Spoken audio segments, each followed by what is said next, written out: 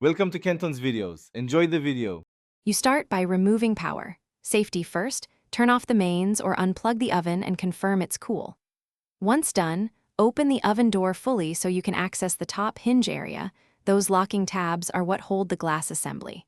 Put on gloves and position a helper to support the door. Use a cloth under the door edge to protect surfaces and keep a flat screwdriver handy to flip the hinge locks. This is the first actionable mechanical step. Once the locking tabs are open, firmly support the door. It's heavier than it looks and contains glass. Make sure your helper steadies the far side while you tilt the door slightly to align the hinge pins with their slots. This frees the hinge shoulders. Then lift the door straight up and away from the oven cavity so the hinges clear the frame. Do not twist or pull at an angle. Place the removed door on a padded surface to prevent scratches or stress on the glass.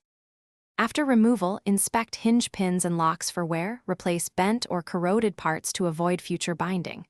When reinstalling, align both hinges evenly, insert at a slight angle, then lower the door until the locks click into place. Test opening and closing slowly. If you can't lift the door free, don't force it. Close to about 30 degrees and redo the release step, then try again. This avoids damaging hinge shoulders. If stubborn, consult a technician rather than applying excessive force. Thanks for watching. Consider subscribing if we helped you.